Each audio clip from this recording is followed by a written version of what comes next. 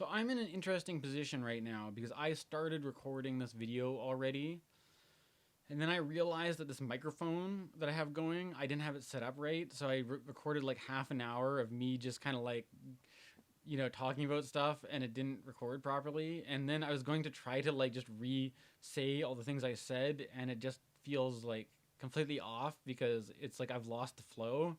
Because I can't just repeat half an hour. I can't just word for word say everything I said for half an hour without it.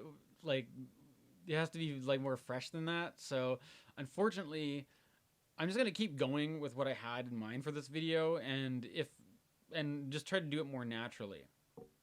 So, um, what you guys are missing is that there's this whole thing about Neptune in Pisces. I'll try to give you the Cliff Notes version before I go into my next part here. Is that I personally, went through a difficult Neptune transit when this first happened in my life, because I got Mars in the IC at the beginning of Pisces, so it like hit off all this stuff for me. Um, and but Neptune in Pisces, last time we had Neptune in Pisces was like back when you had the Theosophists and the spiritualists and the mediums and Helena Blavatsky and all this kind of stuff going on. So that there's a strong correlation between Neptune and Pisces and New Age spirituality and all that. And so although it was a difficult, although it did create some difficulties, ultimately it played a large role on why I'm doing astrology right now. And I went into some great details about this, but you guys aren't going to be able to hear about it because my video got messed up, and I don't feel like doing it. But I can't just repeat myself like that. Yeah. So, but in a way, this may actually go with Neptune and Pisces because there's a quality of like the sublime, basically. What's the sublime? There's certain things that you can't talk about. There's certain things that you can't communicate directly. That the best we can do with our efforts to communicate with them is to sort of like give you a hint of what we might be talking about. And then from that hint, you can extrapolate on your own. But even if you're extrapolating on your own, if you were to sort of like try to consolidate that into a single kind of rational statement about what you're trying to say, you might miss the mark because you're too into the wordiness of it. It's sort of like what in the Tao Te Ching, they say the Tao that can be spoken is not the eternal Tao. There's this thing that it's like beyond what can be grasped. And on that note, I was thinking to continue to basically, so I don't have to keep trying to talk about things which I already said, which didn't get recorded, which you can only, are now in the sort of like sublime realm. It actually works really well for this video. I'm just going to roll with it. There's a sort of, all this stuff I wanted to tell you, you're only going to be able to guess at, because I can't be bothered to try to go through this all again. Maybe I will at the end of the video though, or something. Maybe I'll kind of go around in a big circle and come back to what I started with. But I'm going to talk about a movie called Stalker by Andrei Tarkovsky. And I was thinking at first whether I should just sort of say some vague things and kind of like leave it where I don't spoil anything about the movie. But quite frankly, this was a movie that came out in 1979.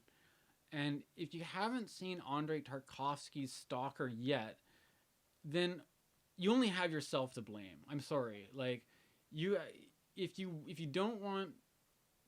haven't seen Stalker and you think you're the kind of person who might be interested in such a thing, I don't know. Don't watch my video. Go watch Andrei Tarkovsky's Stalker. Because, yeah, I'm just going to talk about it now. Okay, so in Stalker, there's a number of reasons why I think it fits well with Neptune. And I was trying to, like, I thought if I was going to mention Stalker and Tarkovsky in this video, I would have to, I'd have to look at their charts. And unfortunately, I didn't actually find anything that was, like, that interesting with Neptune. Although one thing that's interesting is that when Tarkovsky was born, Neptune was in, let me see if I get this right, Virgo, and Tarkovsky has Moon in the North Node in Pisces. So the Moon in Pisces and the North Node in Pisces already gives Tarkovsky a strong Pisces influence. And Neptune is in Virgo, the opposite sign. So when Stalker was actually released in theaters in 1979, Neptune was in Sagittarius, which is another mutable sign. And now we find ourselves in 2022 with Neptune in Pisces, which is another mutable sign. It's opposite, Neptune's opposite where it was when Tarkovsky was born, and it's squaring where Neptune was when it was first released. So we're at a kind of a quarter Neptune cycle for the movie, and I don't know, these are just some, I don't know, maybe that's not so important, but there's certain, if you've never seen it before, if I was to explain to you that this movie is it's a Russian movie, and it involves an area which is off limits, and that the off limits area that they used to shoot in was heavily polluted, and that it was heavily polluted to the extent that actually Tarkovsky himself and a number of the people involved in filming this movie contracted pretty serious health conditions from working in such a polluted area. And there's thematically involves this thing of a zone that is off limits and stuff like that.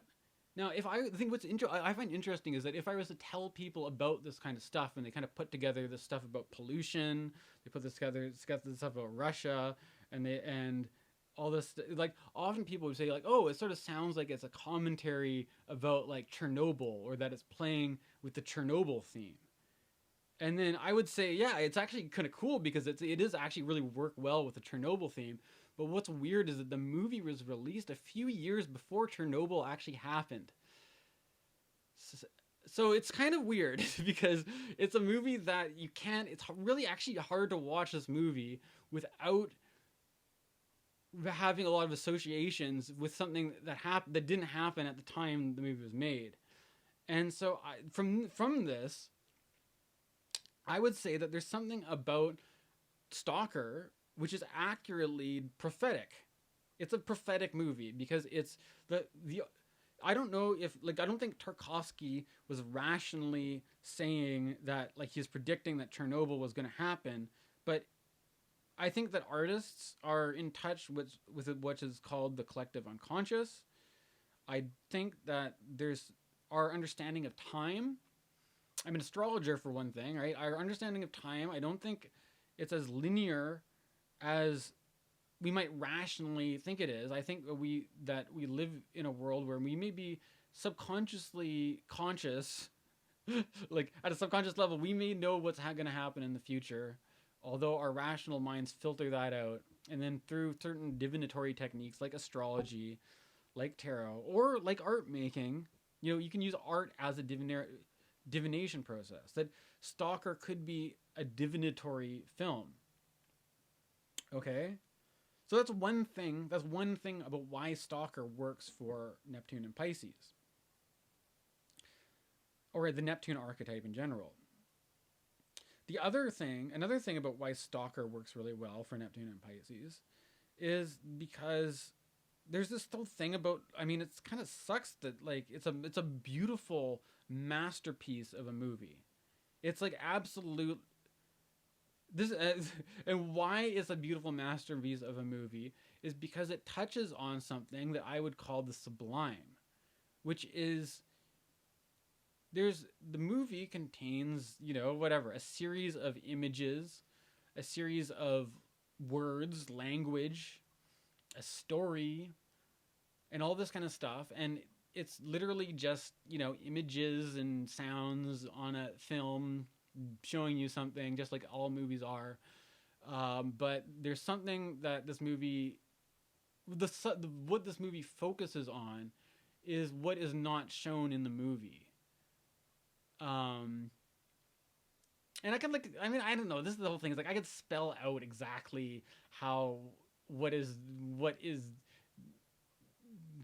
shown and not shown in the movie, and then maybe that is spoiling it.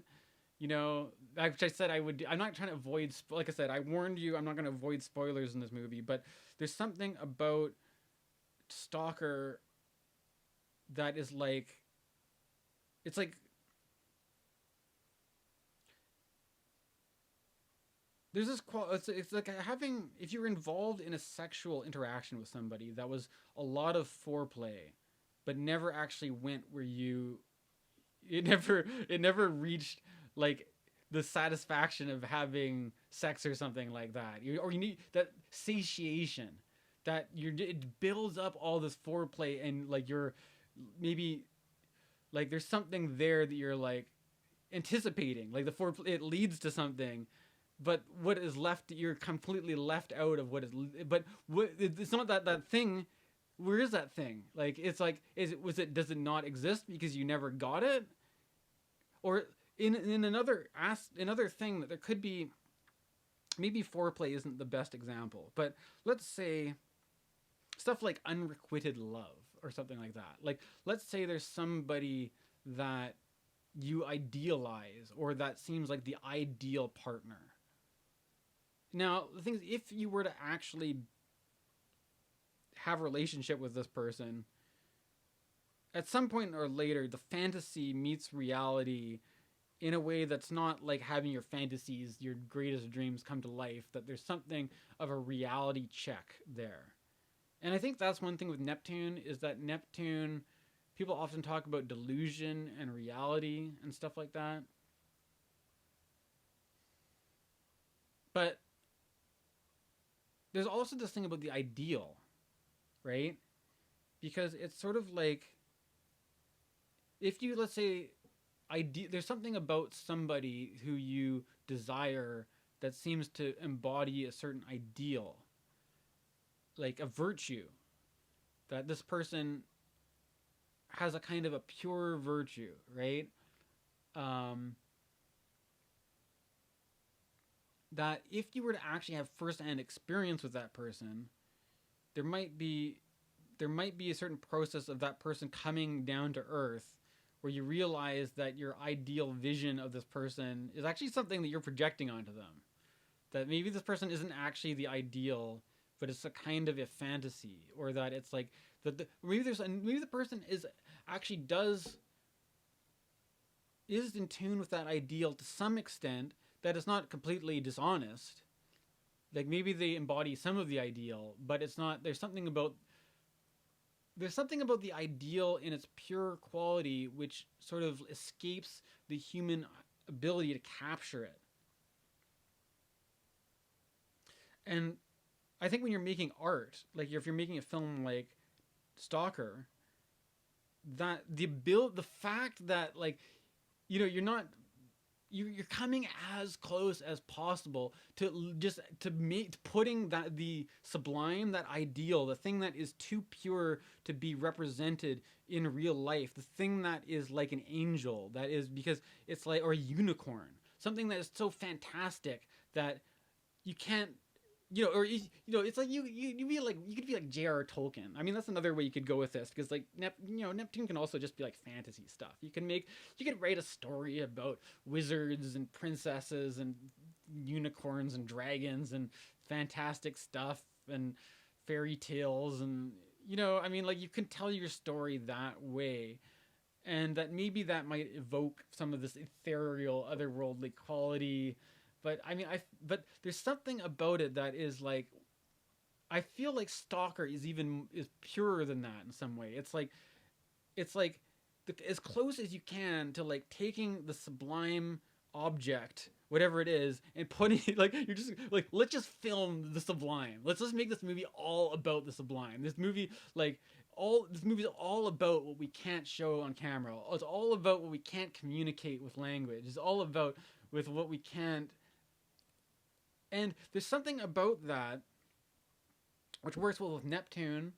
There's this idea of, like I was saying, purity. There's something pure. The ideal is so pure that it can't, to bring it down to to something that could be communicated in language, that could be understood easily, that would be easily accessible, that would be, that wouldn't have. There's something about Stalker that I have to also mention, is that maybe it's different the more you watch it, and what mindset you're coming at it with. I've heard a lot of people describe this thing, which is it's kind of funny, because like, it's almost like the movie is designed to make you think about this when you watch it. That I've heard a lot of people comment, like, the movie's less about what's happening on screen and more about what it's triggering in your own mind in response to it. And what I find really funny is that, like, like, a lot of people have this sort of impression of it, but it's not like they kind of come up with that their own. Like, they get what, like, that they get the intention of the artist without having it explicitly spoken to them. Like, you can understand what the artist is trying to do without having it spelt out to you. And I think once people start to clue into what the artist is trying to do, then pretty soon you start to realize what an amazing piece of art it is. It's like, it's absolutely fantastic. It's like it's like the highest, like, this is in my mind, this is like the pinnacle of what film can be, because it kind of, well, I don't know. But this is something about Neptune, though. There's something about Neptune which is like, it's like, you want to put it on this pedestal. There's something about Stalker, as I've already mentioned, that it involves very polluted areas that are seriously polluted, to the extent that Tarkovsky himself actually got seriously ill because of working in these environments. And he went on to make another movie about this called Sacrifice, which is like, it's not an easy movie to watch. It's actually pretty heartbreaking. And it also has to do with, I mean, it might be, I don't know. I don't know if I'd recommend it in these circumstances, but it may be appropriate. It may be even more appropriate than Stalker is, because there's this whole thing about, like, the fear of the Cold War, and now that we're back in it, there's a lot of fear going around about nuclear warfare as being a possible outcome, which I personally don't. I try to be more optimistic. I don't, but even that whole possibility, there's something about that which is very Neptunian as well. In the video that I started, which wouldn't record properly, I was talking about how Stan Groff used this idea of the perinatal matrices, of the birth process, where the infant is in the mother's womb, and there isn't that separation where once you're outside of the womb, you're a baby and you're crying and you want a bottle and you want attention, and whether or not these needs are provided for. There's this whole thing about attachment theory and early childhood developmental psychology and all this kind of stuff. But it's basically, there's this idea of separation and non-separation being that suffering. When we have things like wars. War is fundamentally based in separation. Wars are acted out between, one side and the other fighting each other, and that if they didn't see a separation between each other, they couldn't fight because they would be fighting themselves, right? And so, like, there's a sort of thing that, like, all suffering kind of comes from separation. The being, loneliness and isolation and rejection and loss and all this is all separation. And there's the idea that before there's this kind of primordial Garden of Eden kind of state before that all happened, and that represents there's a kind of a purity, but it's also kind of like a naive, innocent purity, because there's something about the Garden of Eden myth, eating from the tree of knowledge and having the understanding of separation. And this is it's also like the splitting into opposites, right? Because you've got male and female, and then you've got sex coming out of that. There's something about the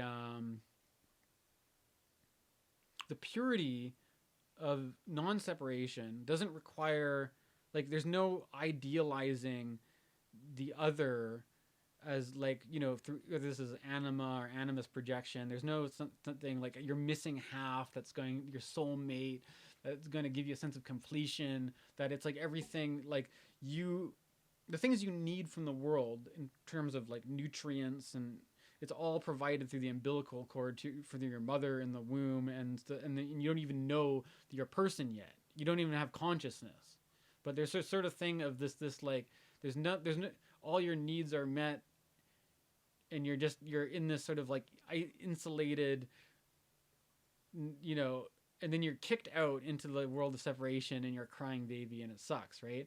And that's the kind of whole but in the world of separation, part of that is the understanding of otherness. That now you have friends, and you have enemies, and you have lovers, and you have all sorts of things that come out of that. But there's something about it which is like the ideal of non-separation. There's also like there's a guy named Ken Wilber who talked about something called the pre-trans fallacy, and there's a period of time when in like Freudian psychology, I mean, Jung was more into the spiritual stuff, but people were kind of like questioning whether spiritual experiences like mysticism was basically just a regressive thing where there's this sort of like the sense of non-separation that's associated with the womb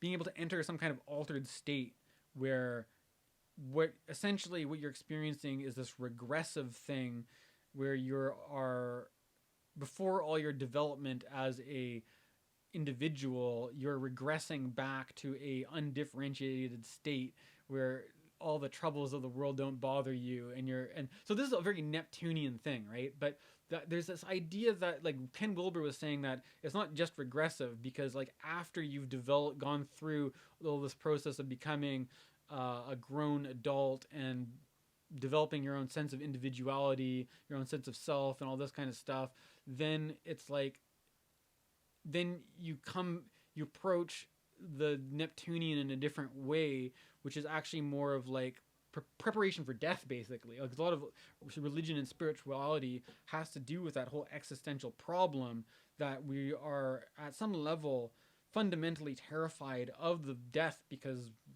I mean, you don't have to say it, do you? Like, why? I mean, like, there's all the things that are in our life that are like things, whether that's material attachments, whether that's the desire for, things that fit in the desire for sex and drugs and stuff like this, may give a sense of that, like, euphoria, that being at peace, that being connected, to being one with the object of your desire. But it's something about this returning to this place that's beyond life and death,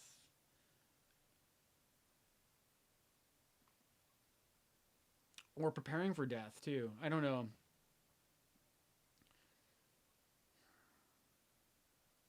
That some of that stuff I talked about in my video that got deleted. But I was thinking that there's this sort of like,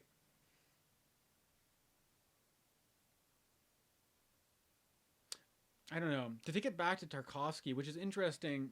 There's this certain thing about, in the Neptune archetype, something about purity and corruption and how those relate to each other. Because I think, like, I feel like when it comes to like sex stuff, for example, like there's this kind of thing where we associate, when you think of the myth of the Garden of Eden, it's like there's a sort of innocent purity and being one with God and not even knowing you're a man or a woman or what that means, and but you're united with God and you don't have to bother with this worldly stuff. And then the fall from the Garden of Eden, being cast out into the world, but then having this the knowledge of separation, and how there's a certain sense of guilt though, right? And it gets put on the woman. I mean, I don't know. I don't officially subscribe to being a Christian, but there's a sense of guilt at having lost that sense of innocence. And so I think there's a quality to Neptune that has to do with guilt and shame, but also purity, because there's this sort of ideal of the pure, but that's been lost, right? And it's remembering this thing that's been lost but isn't here anymore. And also, and having that as an ideal, like some transcendent principle which you strive for and you seek out and stuff like that.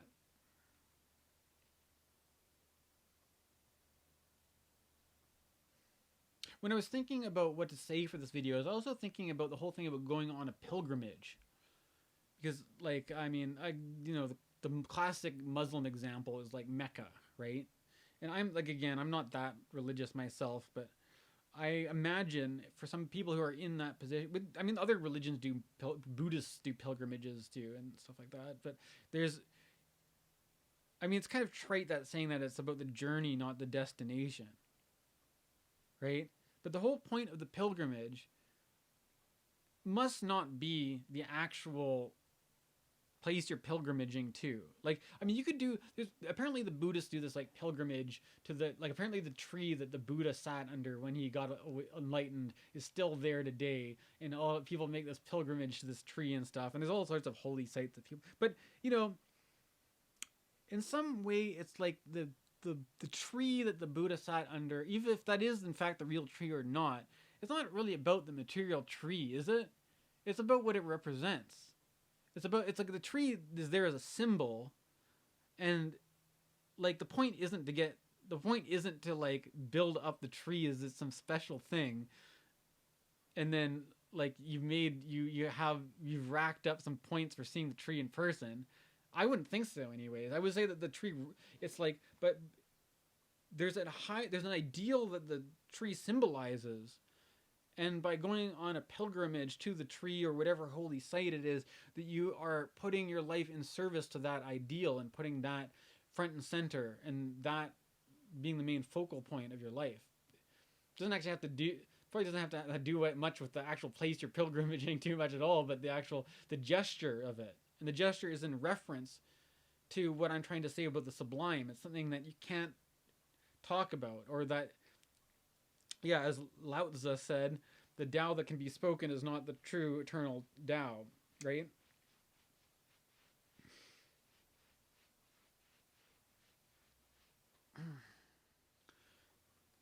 There's some other stuff that I tried recording, but my video messed up, that I think they're good ideas I'd like to include. One of which has to do with the Hanged Man. Of course, like, I don't know if I should do the whole spiel about the relationship between tarot and astrology. My disclaimer is that I don't think it's like a hard traditional thing. It is interesting though that the Rider-Waite-Smith deck, they used the tarot decans to generate the minor arcana images, and so there's something about, but that was only made in 1909, right? It's only like 100 years old. And then Crowley, I think Crowley put out his deck after the Rider-Waite-Smith's deck. So even Crowley's deck is not very old. But nonetheless, I do think that Neptune as a planet works well with the Hanged Man card. And I was listening to a podcast that I like to listen to called Pennyroyal, which has to do with all sorts of funny supernatural paranormal stuff, and high strangeness. It's all very fits with nice. They don't. I don't think these guys are hip to astrology though, because they didn't mention Neptune, but they had in their podcast they were talking about the Hanged Man card. They had a guest on who, in her own intuitive kind of understanding of it, said it often evoked for her this a sense of being going through the woods, somebody who found themselves snared in a trap, and you could think of like in they probably this is a lot of cartoons. I often think about like Return of the Jedi when the Ewoks get like Han Solo and Leia in that net thing, and they're suspended, and it's like, and then they're at the mercy of the Ewoks. That's kind of like a Neptune archetype there as well. There's something about that position of being suspended like that where you're really helpless. And if you think about when I was saying before about this whole thing about being in the womb, about being attached to the umbilical cord, in that position, you don't even know what being helpless or not being helpless is. You don't have that insight, right? Because it's this sort of innocent, pure thing before the fall. You don't even know about this stuff, right? But it represents this where it's not even an issue. But then once you've been born, then you find yourself as a little baby who was accustomed to that situation, and now all of a sudden, as a baby, you don't have the ability to look after yourself. You are helpless. You are at the mercy of whoever you've been born to look after you, and you better hope you got good parents, because if there's not much you can do as a baby, right? This is the position of being really pretty much helpless, right? And I think it's something to be explored with the Hanged Man card, because I think the Hanged Man card is like a position of helplessness, but there's a question of whether that, do you put yourself in that position voluntarily, or is that just something that happens to you? Because I think there can be circumstances in life that come along, and people, there's this whole ideology around people like Tony Robbins and all that, where they're like, don't be a victim, but it's sometimes that's just how life plays out though. Like sometimes there are forces that are much bigger than you that will put you in a situation where you're at the mercy to this much bigger stuff going on. And I think from the perspective of the development of what we call ego, the individual personal self, that is all about personal will, personal autonomy, personal capacity, the ability to go out and get what you want, to put your own intentions and motivations into action in the world and all this kind of stuff. For the position of ego, having something done to you that you don't have any control over, or being put in a position where you're basically helpless and you can't do anything one way or another, is not a position that the ego would want to be in. But there's certain things from that position. There's something implied with the Neptune thing, that there may be a perspective that can be had that you wouldn't normally have otherwise, because in other circumstances, the basic needs of life, which often there's this thing that like self-centered motivations develop out from this stuff, like that I want a comfortable life for myself, and I want to have, I want to satiate all my desires, and I want to be strong and capable and have, but with Neptune, it's like being put in a position where you really can't act. And that thing that wants to go out and have agency in the environment is suspended. It's like the guy who's the hanged man. And it can be, in some way, it can be really frustrating. It can be terrible. Like there's a side to Neptune that could be like hopeless. Like, and that's, so if we take it back to the Stalker,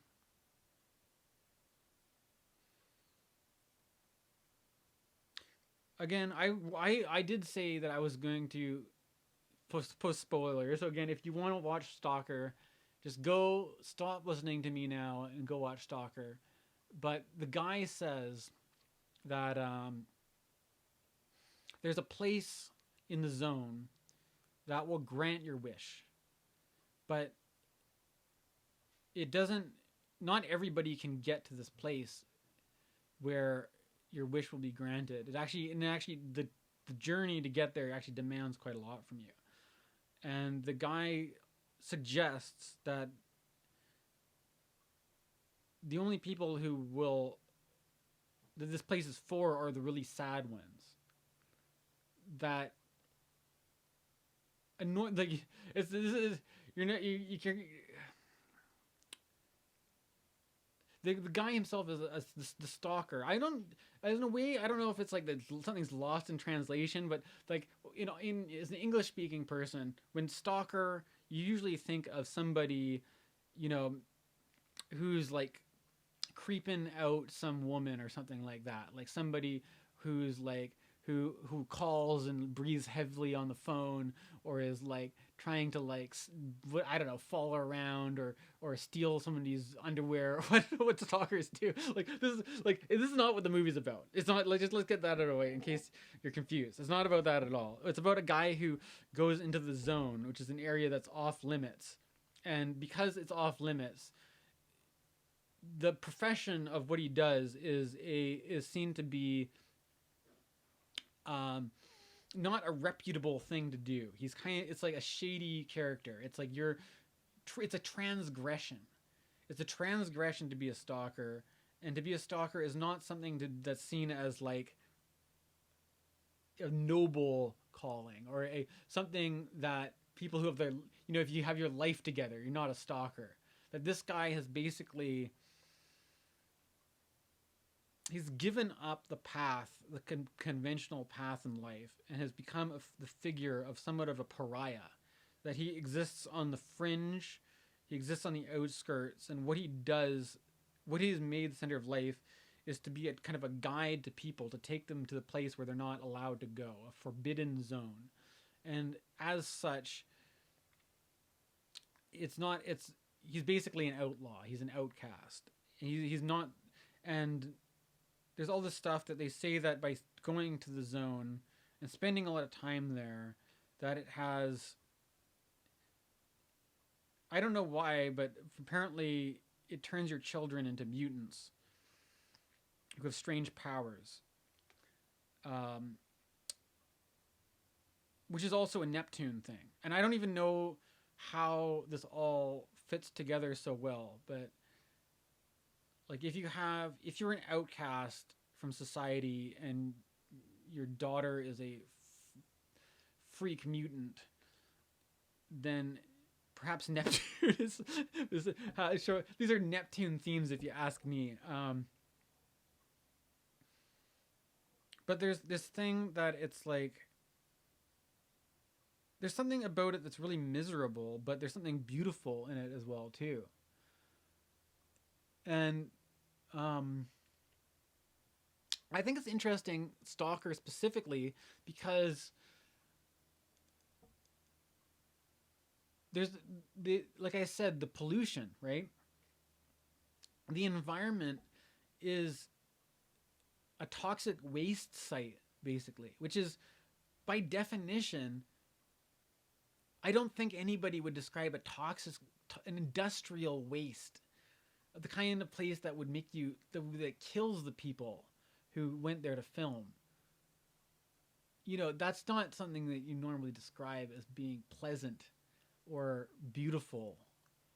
And actually some of the shots, you know, it's really interesting because some of the shots, some of the scenes in Stalker are absolutely uncomfortable,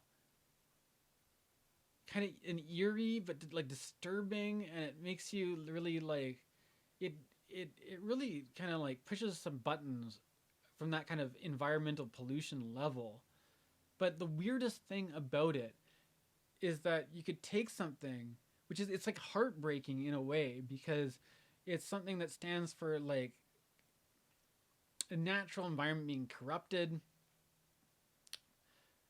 being made poisonous, being made hostile to life, being made, but all these things which we associate with, if you were in your right mind, you would be as far away from this place as possible. You would not be, you would not go there with a camera and shoot hours and hours of footage in a place like this and make yourself sick, unless there was some ideal for which was more important than your own physical health. And there's something about that which, because it's just like, it's achingly beautiful, this movie, in that it's so, it takes this environment which is like, could be seen as disturbing and disgusting, and pushing that to the point where it goes full circle, comes around the other side, and it's beautiful again.